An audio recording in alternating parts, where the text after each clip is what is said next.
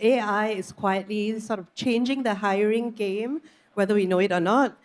We use it, recruiters use it. So I'd love to get your sort of insider view on where exactly is AI being used in your hiring process? For us, we use it in the early parts of the hiring process to make things more efficient, more effective. So really about screening, about ranking individuals, doing initial assessments. These are where AI comes in. Once you've crossed that hurdle, then it's about human judgment, and that requires humans. So it's really early on for us, but we don't close the hire 100% with AI. We work with all kinds of job seekers and clients from as young as 17 to as old as 71 years old. And sometimes recruiters will come to us and say that, you know what, the resume is very well dolled up through AI, through ChatGPT, excellent written. But when the candidate came into the job interview, it felt like a totally different person. So herein lies the challenge, because the ChatGPT, it can write the best content, the best opening pitch for you on your resume. It cannot become you.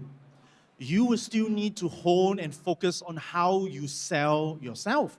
How do you pitch? How do you put your best foot forward?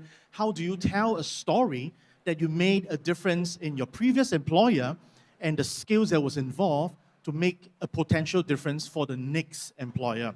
So while you rely on AI to do this, never let AI have the final say. Vanessa, let's say a resume lands on your desk. How many seconds are you giving it? And what makes you say yes or no in those few seconds? Under 30 seconds is the first impression. So at the first glance, the first question I'm asking myself is, does this person look like they will be a fit to the organization? Based on what they are applying for, is it relevant? Does what I'm reading show that they can truly make that impact to the organization? What I want to hear about are what are your accomplishments. So really looking through your resume, and if you have a great accomplishment in a job, put that up front. It needs to scream out at me, because I don't want to hear that you've just managed stakeholders. What I want to hear and what I want to see in your resume is that you truly made impact. So statements like, I managed a team through an integration and had zero attrition. Well, that will stick with me. I will remember that you had done something of significance, and you will probably be a candidate that I'd like to speak with. So one of the must-have strategy that is non-negotiable today is to use the CAR technique, or we call it the CAR. So C stands for challenge. Indicate, talk about, articulate the challenge that you had resolved in your past employment. That's C. A stands for the action. What would the values, interests, skills, competencies, personality that was involved in you that make the challenge resolve? And this is where you talk about the techniques, the stakeholder engagement strategy, your technical prowess that brings together certain skills to resolve a service-related issue, a product development issue. How do you resolve a business strategy issue?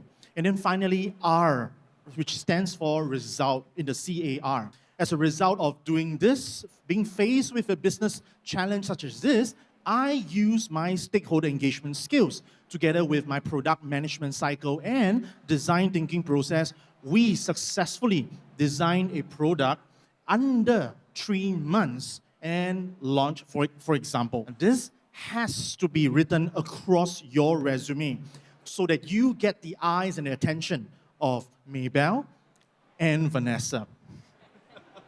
Nowadays, we get hundreds of applications, if not thousands, for one job, right? So the first hurdle is make sure AI picks up your CV. AI is looking at your resume, it's looking at what's out there, and then deciding how many of these get onto my table or your table, Vanessa.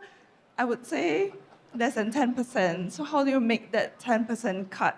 It's really building your presence. It's really using your LinkedIn to your best of your ability. It's also actually going offline, talking to other people, because that's how you skip the AI and get to Vanessa's table. We all know that AI can help us build up a resume faster. How do we use AI to do that without sacrificing authenticity. A average PMET role today receive at least 200 to 300 resume. The question is, how would you stand out as the top 5% of that 200 resume? AI has wonderfully reset the landscape because resume writing used to be an advantage for wordsmith, people who can write exceptionally well on their cover letters, on their resume, on their curriculum vitae. But no, AI has leveled the playing ground. If you know the right ChatGPT prompt, whether it's on Gemini, on Grok, or ChatGPT, you could write like somebody, and your resume will automatically position itself in a certain way. Can ChatGPT or any AI find out my best moment where certain skills was used, certain ability, certain personality? ChatGPT cannot do that. They don't know you. Therefore, you have to do your work to understand what were your strengths, what were your achievements. You got to find your story because ChatGPT cannot do that for you. Be authentic. When someone reads your resume, they want to feel who you are. So use AI as an enabler, but the very first draft that you put into any AI should be your own writing. You should be the one putting in there your very first story of how you're going to illuminate your resume. You need to be the one writing about your experiences. You need to be the one who's writing about that great achievement that you did. Put all of that first as your first draft, and then allow AI to be able to help to wordsmith, have the right keyword alignment, have the right grammar, but the first story must come from you. Now, AI will be able to help you to augment and to enable it to sound better, but you should never lose that authentic voice in you. And AI will never be able to come up with those unique stories. They need to come from you.